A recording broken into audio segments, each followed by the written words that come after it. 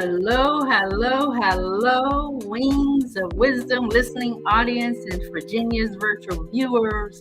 I am so excited to have my very first family member to come on Wings of Wisdom. She is my first cousin. Her mother and my father are sisters and brothers, and I am so grateful to be spotlighting and featuring this expert on her pathway to her purpose.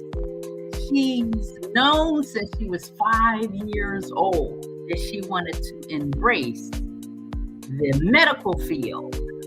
So we are going to dive deep on the Carla Epperson experience and how she is so passionate about bedside care. So Carla, give Virginia's virtual viewers a little backdrop of your bio, and also I want to emphasize first on who or what inspired you to embrace the medical field, and after 35 years, you are still passionate and compassionate about bedside care. Well, first of all, Virginia, I want to thank you. I want to thank God for this opportunity, you and the Lord for this opportunity. I know when we first spoke, it was not the right time, but like as I shared with you what's been going on from the first time you reached out to me till today, that God's timing is the right timing. A little bit of background on me. I am a registered nurse for 36 years. I started out as a diploma nurse. So those individuals that are transitioning into being an RN or financially may not can afford college or associate degrees or baccalaureate degrees, it's okay to do a diploma nursing. Shadyside Hospital School of Nursing was good to me. That's where I got my first diploma in nursing.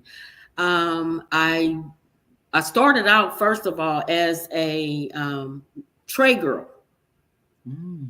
I started out as a tray girl at Allegheny General Hospital, knowing that I wanted to be a nurse, because like you said, at the age of 5, I was sickly. I had gotten burnt on my arm with hot grease on my leg. I remember being in the hospital. I remember my cousin Edwina being there. And it was a long journey. I remember my parents taking me to the hospital together. Both my father and my mother had taken me to the hospital. But that care, when I reflect and talk to family members, my one aunt Dawn told me that she remembers me as a child always being the one that's caring for other people, always caring, taking on other people's burdens. I didn't even realize that. But my aunt Dawn had shared that with me about 2 or 3 years ago. But through that process, at the age of 5, in high school, in my high school yearbook, it's noted that I wanted to go to the University of Pittsburgh to become a registered nurse. Ultimately, I did accomplish that goal. However, it was not straightforward. Like I said, when I graduated from high school, I went to Carlow College, thought I was making a lot of money as a nursing assistant. I thought I was making a lot of money as a nursing assistant. And as I was sitting here seeing the nurses, work as nurses, take care of the patients, I was like, I got to do this. So that inspired me to go back and get my RN diploma. And I got my RN diploma. Then I went on to work at Allegheny General Hospital as a nurse.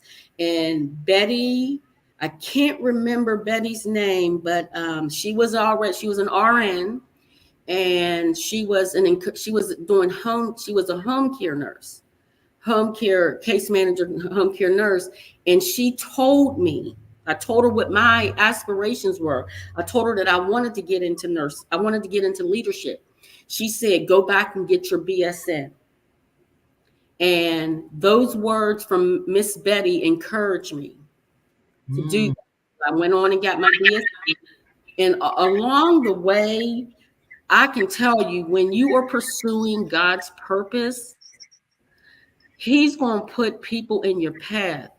Um, Prior to even going to Shady Side Hospital School of Nursing, I was sitting at the desk working, and I was on the phone with the financial aid officer at Shady Side Hospital School of Nursing, and she said, if you don't have 1,000, not many people know this. I can tell you about 3 people know this, and you're one of them. I shared it with you the other day.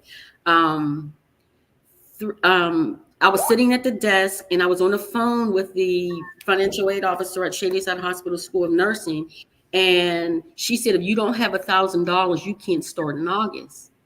And I asked her, can I pay in installments? And she said, no, you need to have the whole $1,000 up. So I hung up. I was sitting at the nurse's station crying, and I started to cry. And Miss Rita Brink, she was a wife of a psychiatrist.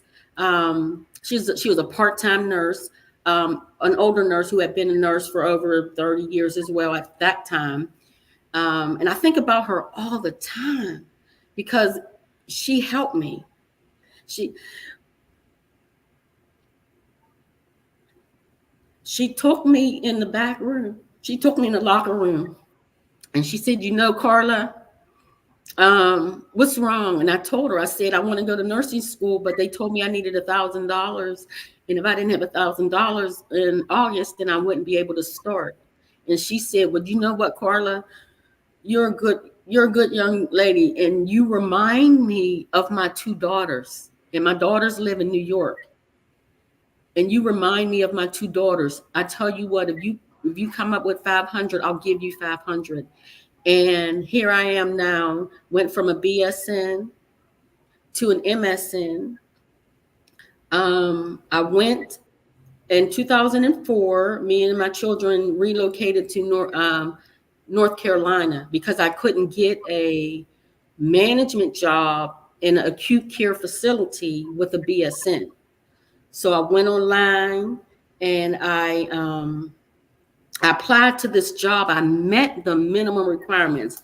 BSN is a level 1. There's various levels of acute care facilities, and the level 1 trauma hospital is the top acute care facility. Any level 1, like your UPMC, your Allegheny Generals. So I applied to a level 1 trauma hospital in North Carolina. I met the minimum requirements, BSN, a year of management experience. And what I had did was although I was still working at Allegheny General, I decreased my hours to per diem as needed. And I took a management job in a long-term care facility in Shady Side. And so once I had got that year experience, and the minimum requirements that I needed to apply for that job was 1 year of management experience, a BSN, as well as geriatric experience. And so I applied. Not only did I apply online, this was before we left for North Carolina. I had applied online. Plus, I printed off my application, my resume, and I FedExed it overnight. And so about 2 weeks went by, and because I didn't hear anything, so my brother-in-law Dale Shaw is in he's business acumen, and so I called him and I said, Dale, do you think I should follow up on this application? He said, oh, absolutely. Absolutely. So I followed up on the application. And I'm going to tell you, when you are in God's purpose, it all works out. I start getting things in order, putting my house on the market. Now, grant you, I didn't share this information with you, Virginia, but I didn't have, I was still in the interview process. I put my house on the market. I gave everything away in my house, and everything. I had just bought like $6,000 worth of new furniture. kids' bedroom set, my bedroom set, dinette set. The Lord said, showed me individuals who needed those items. I would have just gave them to the Goodwill.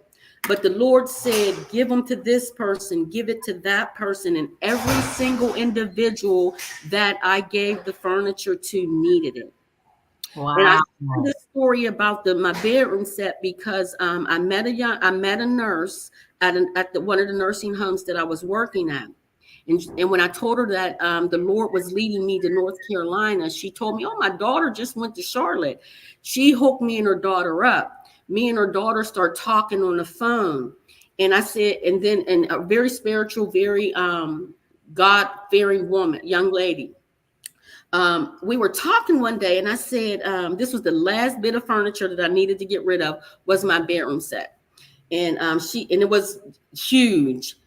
I was telling her, I said, I got one last thing to give away, to get rid of, or else I just got to leave it in the house. And I said, I'm selling my home. She said, Carla, I know someone who needs it. And I was like, she was like, yeah, my mother's been sleeping on a couch for years because she's she's taking care of other people. I said, have her get in contact with my brother and go get it. She can have it. And it was a brand new bedroom set. So that was the last piece of furniture that I needed to get rid of. So when I got to North Carolina, the other testimony, when you're in God's purpose, the houses in my neighborhood where I had purchased my house, they were going for like $85,000. And I told the realtor, she said, well, this is what your home is going for. So you might want to, in this area, so you might want to put it up just a little. I said, well, the Lord told me to put it up. It was over 100 that I told her that it was 115,000. I said, I want to put my home on the market for 115,000. And she was like, well, it's your home. You can put it on the market for whatever you want. Lo and behold, we got down to North Carolina. I was still in the interview process. I didn't have the job. So you talking about faith? 2 girls, 5-year-old and an 8-year-old. I had $5,000 in my purse. That was my savings at the time. That's all I had was $5,000, the Lord and my 2 girls, in a car that was paid off. We got to North Carolina. I'm still in the interview process, still don't have the job. Walking by faith. September 4th, I got a call. I interviewed with the director. I interviewed with the staff. I interviewed with the doctors. The director pulled me down in her office after I interview with the doctors, and she was like, Carla, these nurses got to get over it. They were looking for, they had rejected all other applicants. And my director, Priscilla Merriman, I will never forget her. She was a coach. She was a mentor. She said the staff has to get over. They're not going to find, or they're not going to get another JH. That was the name of the previous manager. They were looking for JH. JH was a nurse married to a doctor. That's the manager they were looking for. And so she said, but they just got to get over it. September 4th, I got a call at 4 p.m.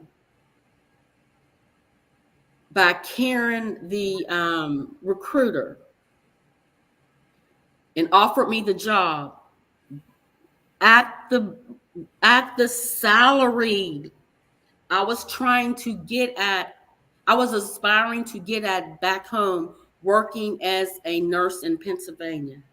I came in at where I was trying to get in 5 years. It would took me 5 years to get where they brought me in at. Then 8 o'clock that night, I got a call from the realtor, and there was a bed on the house, one bed, and that individual wanted to pay $5,000 less than what I had was asking for. And I called my sister Jada, because her and her husband are business acumen, and she said, Carla, don't go back and forth, because the woman that was buying the house, she was buying it for her mother. She lived in Florida. Her mother lived in Pennsylvania, and the house was in Penn Hills. She was buying it for her mother. My sister said, "Don't go back and forth. She's doing what God would want her to do." So I sold it for that amount. Wow. I'm telling you, Virginia, my life in obedience to the Spirit of the Lord. And again, we love our family, we love our mother, we love our fathers. But I remember my mother saying, "You're taking my grandchildren away." And I said, "I got to do what the Lord tells me to do." And when I got to North Carolina, my career took off. Wow, a pathway to purpose, and Wings of Wisdom is built on biblical principles.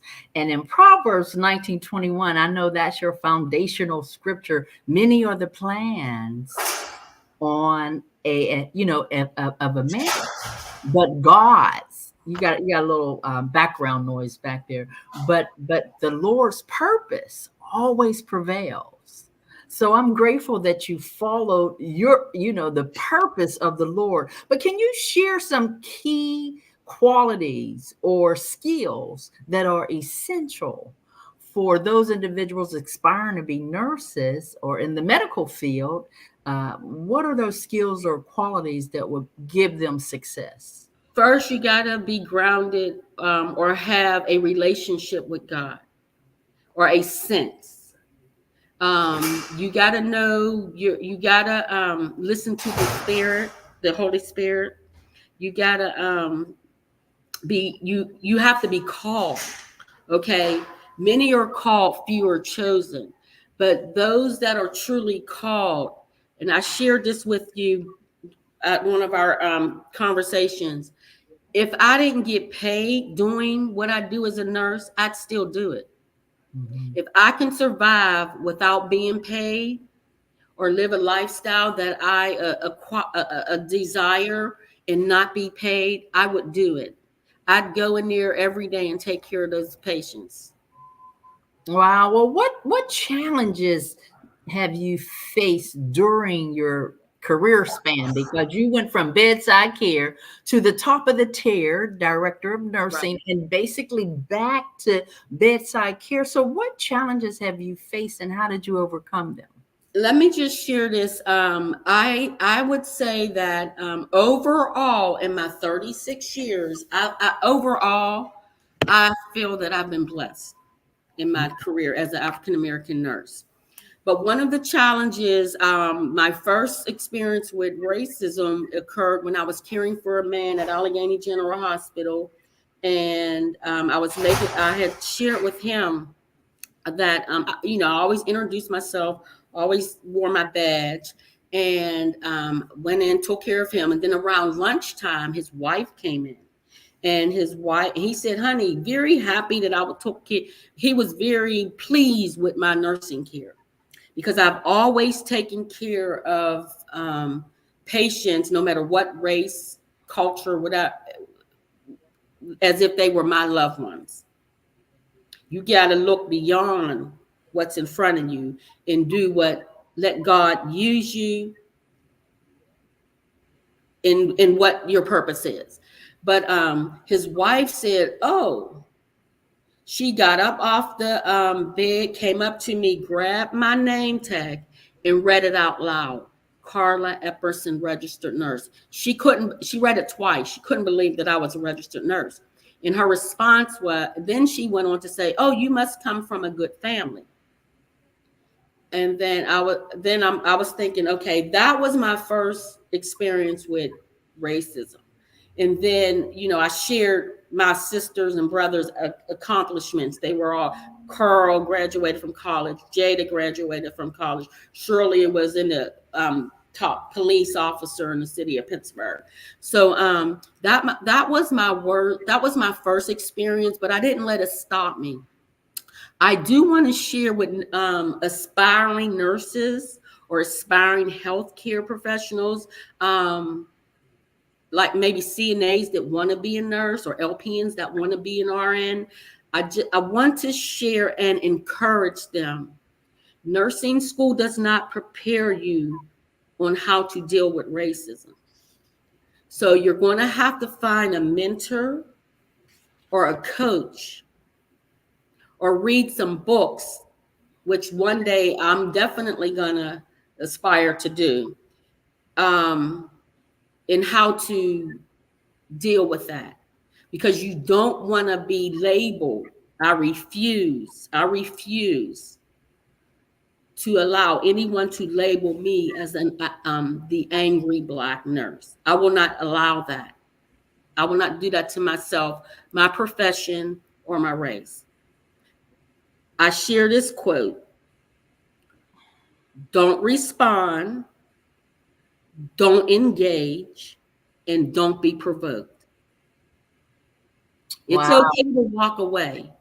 It is okay to walk away.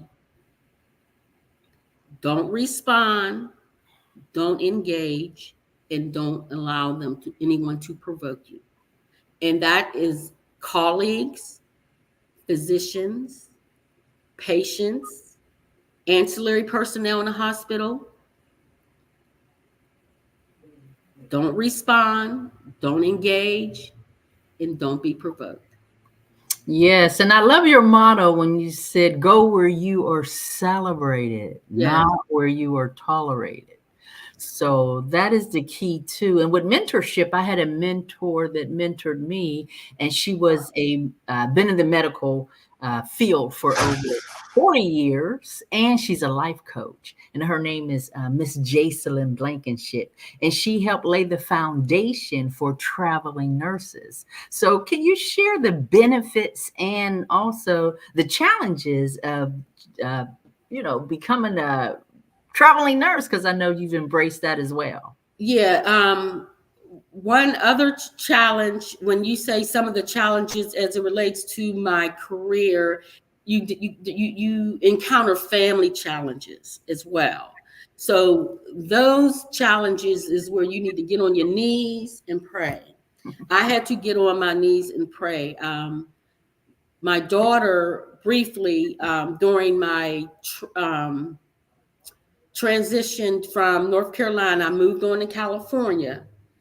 Moved on to California. And I want to share this real quick, and then I want you to repeat that question, Virginia. But I think it's important for me to share this as well, because when you're in your purpose, there's peace, there's prosperity, there's finances, there's calmness, and there's joy. When you're out of your purpose, there's chaos, confusion, complaining, fear, which is crippling, bondage. And I want to share this. I think it's important for me to share this, because this was a change. This was a transition from my purpose to Carla's desire. And that caused all those negative items that I listed, particularly fear. But the whole time, that's when I went to California out of my purpose. He sent me to North Carolina, but I wanted to go pursuing my purpose, because you can make, as a nurse, as a traveling nurse, you can make lots of money as a nurse in California. And I was out of my purpose. But glory to God, I didn't miss a mortgage payment. My rent was more than my mortgage payment. I didn't miss a mortgage payment. He still was my provider. but there was a lot of fear living in California. So when you're out of your purpose, you miss out on what God has for you. And that is joy, love, peace, patience, finances, and all that. I had the finances, but it wasn't where I would have been in his purpose. Yeah, his purpose is key, the pathway to purpose, and you're still passionate Yes, about bedside care. But I wanted just to repeat, because I know you mentioned the importance of mentorship and coaching for your professional development. And I had a coach, Miss Jacelyn Blankenship, and she laid the foundation for traveling nurses. So I think that intertwined you and me, because I was a flight attendant traveling around on this beautiful earth, and I love that. But I am in my purpose now on Wings of Wisdom. I feel like, if I never got paid for this, I love this to yes, spotlight the experts, because there's so many individuals that need expertise. They need individuals who've already paved a way. They made a pathway. They have a blueprint, but they don't know what to do. And Wings of Wisdom can give them this avenue to lean in and win, because someone has already been down that pathway that they're trying to go to. So I'm just grateful for your journey. But if you can give the audience one last golden nugget, a piece of advice, a lesson you learned during your journey, what would you tell that aspiring nurse or somebody just want to be in the healthcare industry? What advice would you give them? one, if you're if what comes easy to you, identify what comes easy to you. I'm not saying nursing school is easy, but what I'm saying is, if you are called to the nursing profession, the things that go along with aspiring to that will come easy. What comes natural to you? What comes natural to me? Nurturing. I love caring for people. I love helping people. It doesn't bother me to help people go to the restroom, push people around in a wheelchair. Those are just some of the basic things. What we to become a nurse, if you are truly called to the profession, it's going to come. It's already in you, because that's what the word says. Before I knew you, so God has already purposed us to do what He called us to do. So those things that come natural to you, go after them. Those things that I listed come natural to me: helping, nurturing, assisting. All of those things come natural to me. To go, if you're passionate, if you feel strong about something, if you feel strong convictions, stick with them. Go that way, because that is the Spirit telling you that's the path to go. If you see that you stand out, I never, to this day, I don't have a lot of friends, because I'm no nonsense. I have zero tolerance for foolishness. So maybe I shouldn't have said it that way, but I have a no nonsense and a leader, and I have thick skin. That's what I should have said. I have thick skin. So a leader, you have to be able to make decisions and not so much not worry about what other people say, but make decisions, assess your decision, and go forward. If you see that you have those leadership qualities, then that's part of your being. That's part of your purpose. And when I reflect back on my 36 years, God has always sent me in leadership positions, because most of my 36 years has been in leadership, in environments where I was the voice for the oppressed.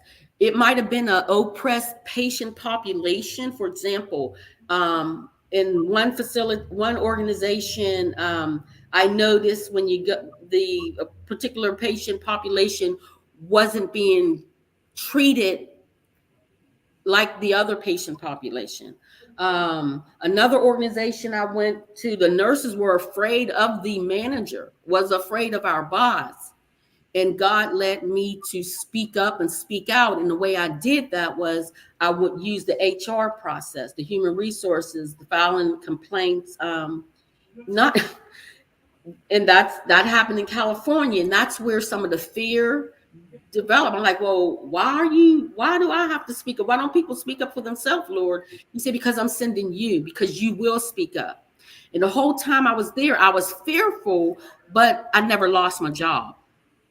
I was fearful. I wrote a strong letter. I even wrote a letter to the county board of supervisors who oversees the whole county.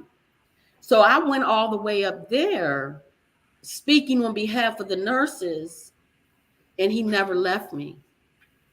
He never left me. Well, there's brilliance in the bloodline, ladies and gentlemen. There's brilliance in the bloodline. I am so excited to have my first cousin, Carla Epperson, on. And if you want to actually get in touch with her, her email is there, epperson2016@gmail.com. There's so much more to unravel because you taught at the HBCU colleges, and that was powerful. How did that impact the lives of your student and yourself?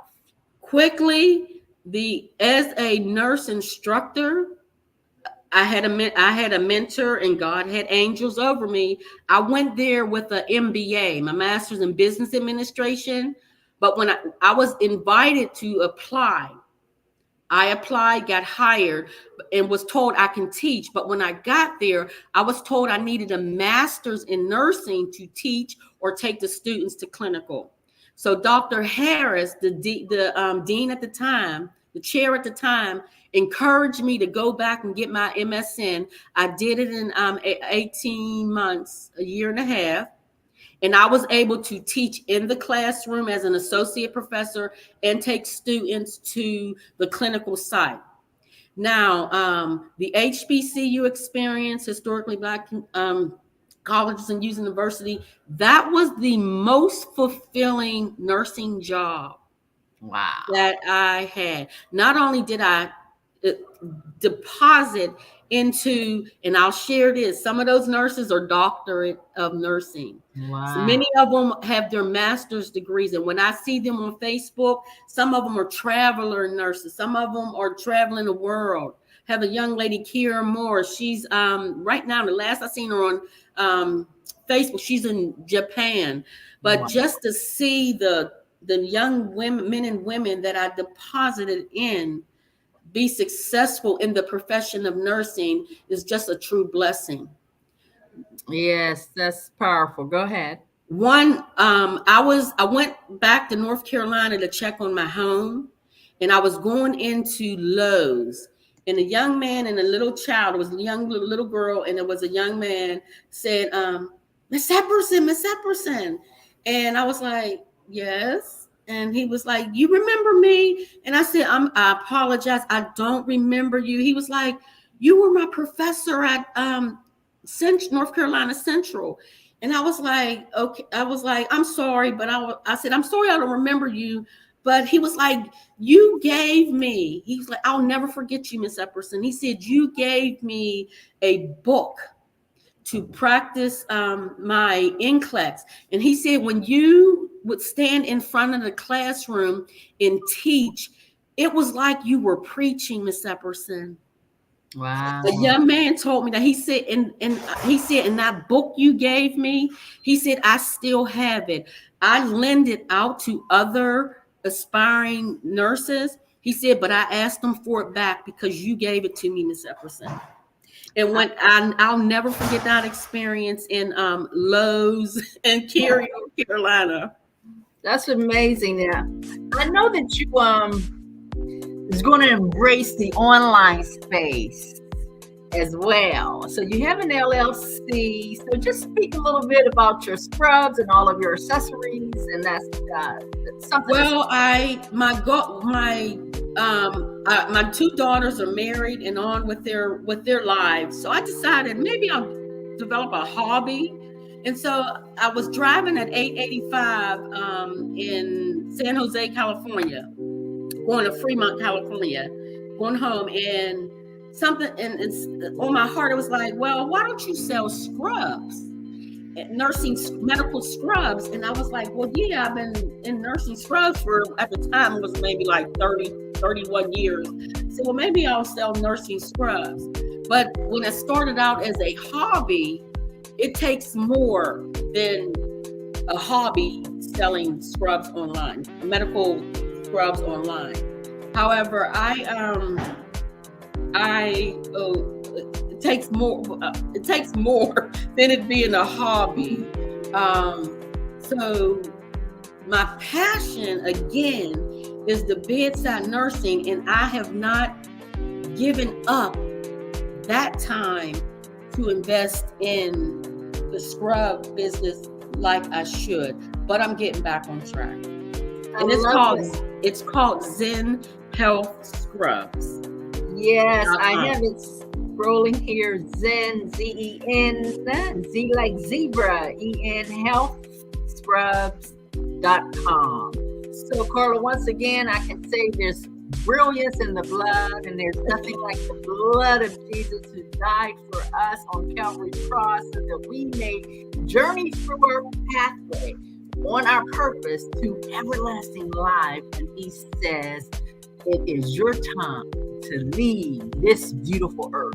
So I am so grateful that we were able to come together. And ladies and gentlemen, girls and boys, now is the time to share on your electronic toys if this was value to you. And if you are aspiring to be in the medical field, or if you are in the medical field, there's certain skills, qualities that you need, but you first have to be connected with your master.